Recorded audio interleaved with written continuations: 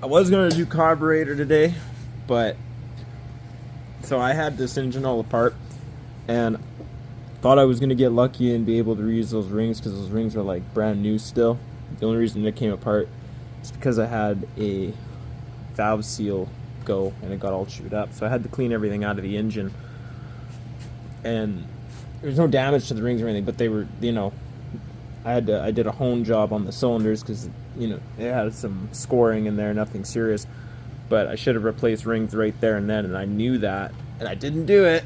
I was like, maybe they'll be good. They'll reseat, but they didn't reseat properly, so I'm gonna get this apart, measure the rings, and order up some new ones because I don't like the compression numbers coming out of it. It runs fine, but it should just be higher than what it is. So I'll bring you guys along on this adventure instead. We'll get the front cylinder off and we'll measure the top ring, and that'll tell me which rings I need to order for this bad boy. These are nice and firm in there. If you guys ever put S&S stuff on there, make sure you always Loctite these bad boys. Never want one coming off into there,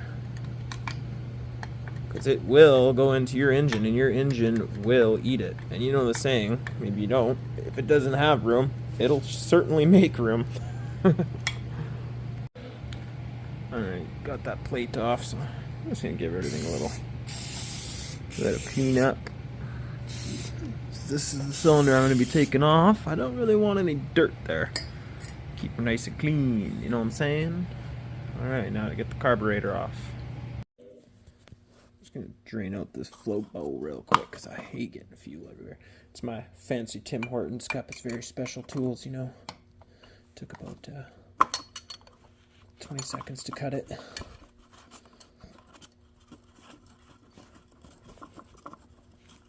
I like doing this instead of having gas pouring everywhere.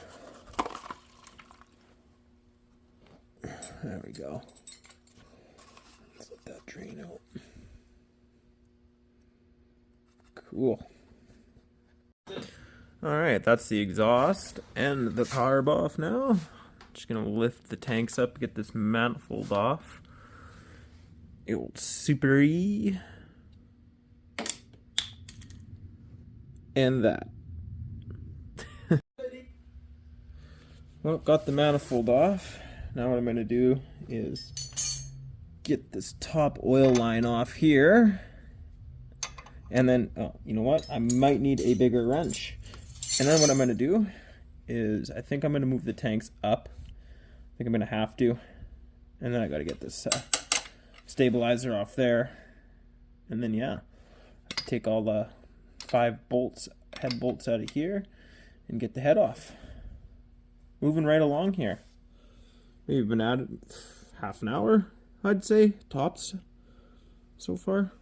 A lot shorter for you guys, but well, as you can see, I got everything apart here. Sorry I didn't film a lot of this. I got so busy today, guys. It was ridiculous, to say the least. So, got the rings out, piston apart, all of that. Some minor scoring on there, but, it's so minimal. These pistons are brand new as of last summer. And I gave the cylinder a nice fresh hone. Look at that. Whew. Yeah, she's gonna be good. And then I'll put some new rings in her. And that'll be that. I've been in and out of this thing so many times though. Like, it been a learning curve in a lot of places.